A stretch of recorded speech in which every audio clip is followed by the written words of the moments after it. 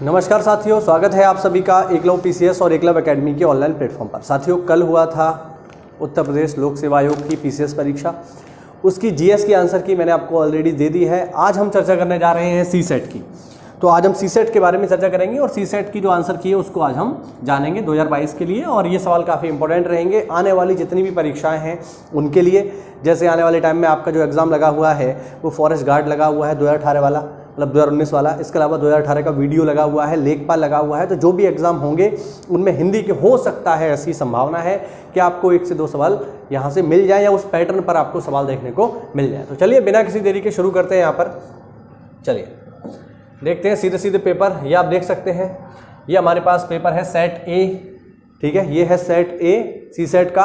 और इसमें हम हिंदी की सबसे पहले आज हम चर्चा करेंगे। हिंदी के सेगमेंट को आज हम थोड़ा सा जानेंगे।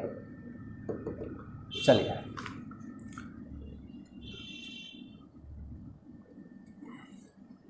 तो साफ साफ दिख रहा है ना?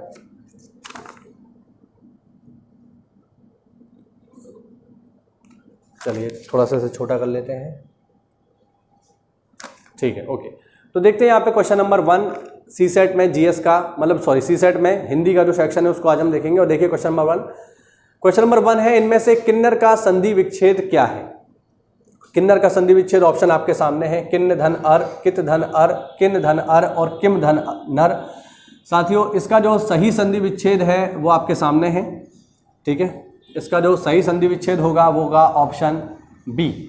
ऑप्शन बी इसका बिल्कुल सही संधि विच्छेद है। किम धन नर, किन्नर इससे मिलकर के बना है। सवाल नंबर 2 देखिए, अनेकार्थी शब्द पतंग इनमें से एक अर्थ नहीं है, यानी पतंग का इनमें से कौन सा अर्थ नहीं है ये आपको बताना है। चलिए देखते हैं। ऑप्शन है नाव, बादल, पक्षी या चंग। साथियों, पतंग का अनेकार्थी आपको बताना है। थोड़ा सा अच्छा सवाल है, अगर आपने इसको ढंग से नहीं पढ़ा तो आप गलत कर सकते हैं इसको। हालांकि मैं आपको बता दूं कि सी सेट केवल क्वालिफाइंग है, लेकिन यहाँ आप केवल इसको इस तरीके से मत देखिए कि ये क्वालिफाइंग है। आप इसको इस तरीके से देखिए कि आने वाली परीक्षाओं में हिंदी भी आने वाली है और उसमें ये केवल क्वालिफाइंग नहीं होगा, ये आपका सिलेक्शन कराएगा। तो पतंग का अनेकार्थी क्या है यहाँ पर, मतलब कौन सा अनेकार्थी नहीं है ये पूछ रहा है। तो साथियों, नाव भी है, पक्षी भी है और चंग भी है, मैं आपको बता दूं, लेकिन बादल इसका अनेकार्थी नहीं है। तो दूसरे का सही जवाब हो जाएगा ऑप्शन बी। चलिए आगे बढ़ते हैं। आगे देखिए, यहां पर ये गद्यांश दिया हुआ है पूरा, आप इसको एक बार में पढ़ लीजिए। लिखा हुआ है कि हमारा जीवन पाखंड में बन गया है, हम इसके बिना रह नहीं सकते। अपने सार्वजनिक जीवन अथवा निजी जीवन में कहीं भी देखें, हम एक दूसरे को छलने की कला का खुलकर उपयोग करते हैं। इसके बावजूद यह विश्वास करते हैं कि हमने ऐसा कुछ भी नहीं किया है। इस प्रकार की भाषा का प्रयोग करते हैं जिसकी उस अवसर पर कोई आवश्यकता नहीं है। हम किसी भी बात को यह जानते हुए कि वह सही अथवा सत्य नहीं है, उसके प्रति निष्ठा या विश्वास इस तरह प्रकट करते हैं जैसे हमारे लिए वही एकमात्र सत्य है। हम सब इसलिए सरलता से कर लेते हैं क्योंकि आज पाखंड एवं दिखावा हमारे जीवन का अभिन्न अंग बन गया है। आज हम में से अधिकांश लोगों की स्थिति मुंह में कुछ और मन में कुछ वाली बन गई है। ये एक छोटा सा आपका गद्यांश है। अब इसके आधार पर आपको आंसर देने हैं। देखिए क्वेश्चन नंबर 1, हमने जीवन का अभिन्न अंग किसे बना लिया है? तो जब आप इसे पढ़ोगे तो आप ये पाओगे कि हमने जीवन का अभिन्न अंग बना लिया है साथियों। हमने जीवन का अभिन्न अंग बना लिया है साथियों। पाखंड और दिखावे को हमने जीवन का अभिन्न अंग बना लिया है। आप इसको पढ़ना, यही आंसर आएगा। ठीक है, बढ़ते हैं अगले प्रश्न की ओर। अगला प्रश्न है, मुंह में राम बगल में छुरी, ये जो कहावत है साथियों, इसका अर्थ क्या है? 4 ऑप्शन है आपके पास। सही जवाब होगा मुंह में कुछ और मन में कुछ, यानी मुंह में राम और बगल में छुरी। चलिए बढ़ते अगले प्रश्न की ओर। प्रश्न नंबर 5 देखिए, क्वेश्चन नंबर 5 देखिए। यह जानते हुए कि यह बात गलत है, हम उसके प्रति निष्ठा क्यों प्रकट करते हैं? क्यों प्रकट करते हैं निष्ठा, जबकि हमें ये बात पता है कि ये चीज गलत है? तो साथियों, इसका जो सही जवाब होगा वो होगा हम असत्य को सत्य में बदलना चाहते हैं। इसीलिए जो गलत चीजें हैं वो भी हमें सही लगती हैं और हम उसका सपोर्ट भी करते हैं। ठीक है, ये हुआ इसका। चलिए बढ़ते हैं अगले प्रश्न की ओर। गद्यांश का उपयुक्त शीर्षक आपको बताना है, क्या रहने वाला है? तो साथियों, गद्यांश का उपयुक्त शीर्षक जब आप इसे पढ़ोगे तो आपको इसमें मिलेगा पाखंड आधुनिक जीवन का सत्य। ये इसका सही जवाब हो जाएगा। चलिए बढ़ते अगले प्रश्न की ओर। अगला प्रश्न भी गद्यांश से है। छलने की कला हम किस प्रकार उपयोग करते हैं? तो जैसा कि हमने इसको पढ़ा कि जो छलने की कला है इसको हम यूज़ करते हैं बिल्कुल खुलकर। सबको पता होता है कि मैं ऐसा कर रहा हूँ, लेकिन लोग इसको मानने को तैयार नहीं है, वो ऐसा करते हैं। ठीक है, अगला सवाल देखिए हिंदी व्याकरण से, बहुत ही सिंपल सा। निम्नलिखित में से कौन सा वर्ण तालव्य नहीं है? तो अगर आपने वर्णमाला पढ़ी है तो बहुत आसानी से आप इसको कर ले जाओगे, कोई मुश्किल बात नहीं है। वर्णमाला में हम लोग क्या पढ़ते हैं साथियों? वर्णमाला में हम लोग पढ़ते हैं कचट तप। ठीक है, और इसमें ये पूछ रहा है कौन सा तालव्य नहीं है।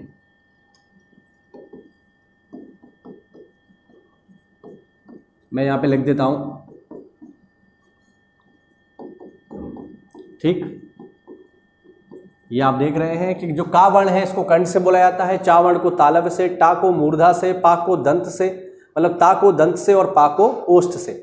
अब यहां पर पूछ रहा है कौन सा वर्ण तालव्य नहीं है, तो देखो यानी जो चा वर्ग के जितने भी वर्ण हैं वो सब तालव्य होंगे, तो चा, छा, जा, झा सब हो जाएंगे, लेकिन का नहीं होगा। का इसलिए नहीं होगा क्योंकि का किस में आएगा साथियों? कंठ में आएगा, तो ये तो वैसे भी नहीं होना, तो इसका सही जवाब हो जाएगा ऑप्शन डी। आगे देखिए, इनमें से कौन से शब्द में हलंत संबंधी अशुद्धि है, वो आपको बताना है। हलंत संबंधी अशुद्धि किसमें है? देखिए ये बहुत ही आपको क्लोजली देखना पड़ेगा, तभी आप कर पाओगे। देखिए परिषद बिल्कुल ऐसे ही लिखा जाता है, बिल्कुल सही है। श्रीमान भी ऐसे ही लिखते हैं, श्रीयुत भी ऐसे ही लिखते हैं, लेकिन सम्राट में ये नहीं आता, ध्यान रखना। तो सम्राट इस तरीके से नहीं लिखा जाएगा।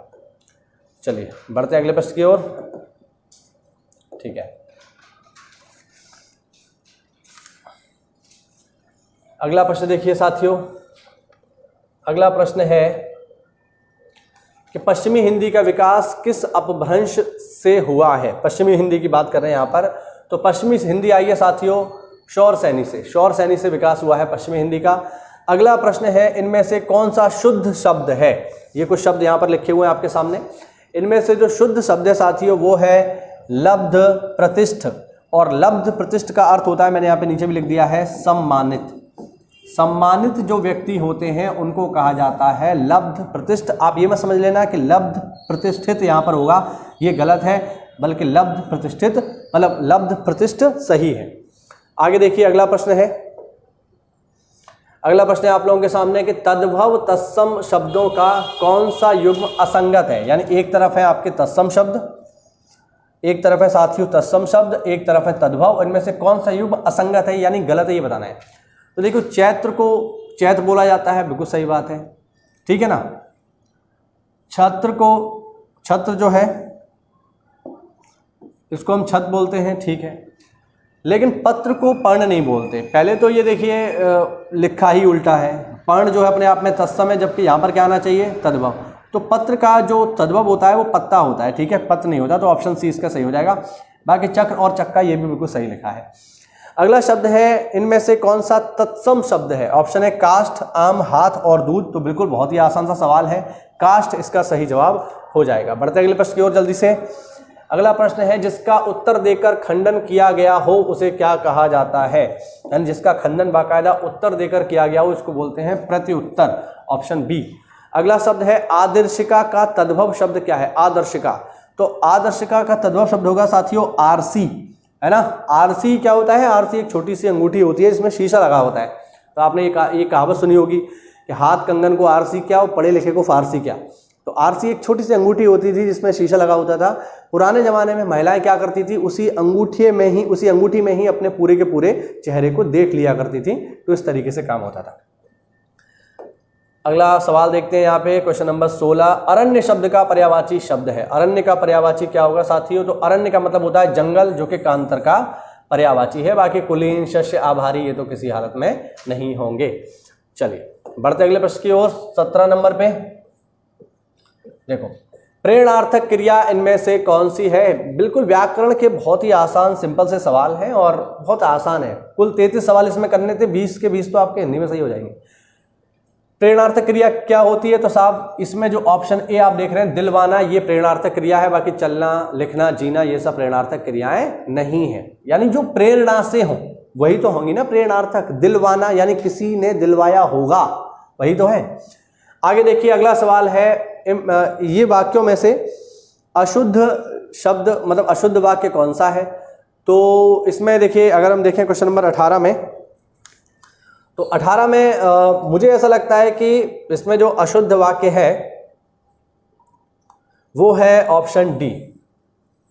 ठीक है, जो लोग बाहर जाना चाहते हैं वह जा सकते हैं, ये मुझे गलत लग रहा है, लेकिन मैं आपको बता दूं कि इसमें मुझे डाउट है। ठीक है, इसमें मुझे डाउट है, मैं कंफर्म नहीं कह सकता, इसलिए मैं आपको पहले बता देता हूं। मुझे ऐसा लग रहा है कि ये आपका मतलब ये वाला, सॉरी अशुद्ध नहीं शुद्ध बताना है यहाँ पर, तो मुझे ऐसा लग रहा है कि ये वाला शुद्ध है, बाकी ये लोग मुझे, ये जो 3 है ऊपर वाले, ये मुझे अशुद्ध लग रहे हैं। बाकी फाइनल आंसर की आने दीजिए, ये बिल्कुल क्लियर हो जाएगा। चलिए आगे देखते हैं प्रश्न नंबर 19 को। प्रश्न नंबर 19 है सही सुमेलित आपको करना है। एक तरफ दिया हुआ है साथियों मुहावरा और एक तरफ दिया हुआ है उसका अर्थ क्या होगा। तो देखो, छाती से लगाना का मतलब है आलिंगन करना। ठीक है, तो का सही विकल्प हो जाएगा दा। ठीक है, खा देखिए, छाती पर सांप लौटना मतलब ईर्ष्या के कारण व्यथित होना, तो खा का हो जाएगा सा। छाती उमड़ना, छाती उमड़ना का मतलब हो गया प्रसन्नता से फूले ना समाना, तो गा का हो जाएगा आ। और छाती फटना का मतलब होता है बहुत अधिक दुख या वेदना होना, तो घा का हो जाएगा बा। सही विकल्प हो जाएगा द स अ बा, द स अ बा, यानी ऑप्शन डी इसका पूरी तरह से सही होगा। बढ़ते अगले प्रश्न की ओर। प्रश्न नंबर 20 और हिंदी का अंतिम, इनमें से कौन सा अविकारी शब्द नहीं है। ठीक है, तो इसका सही जवाब होगा साथियों अविकारी शब्द नहीं है, वो होगा क्रिया विशेषण। ठीक है, क्रिया विशेषण अविकारी नहीं है बल्कि विकारी है, तो ये इसका सही जवाब हो जाएगा। ये हुई हिंदी के आंसर की। बाकी जो सब्जेक्ट बचे हैं आपके रीजनिंग या मैथ है वो जल्दी आपको वीडियो के माध्यम से मिल जाएंगे। कोई डाउट हो तो कमेंट के माध्यम से पूछना ना भूलें। सारी आंसर की बिल्कुल सटीक उत्तर के साथ आपको दे दी जाएगी। मिलते हैं अगले क्लास में, तब तक के लिए जय हिंद, जय भारत, वंदे मातरम।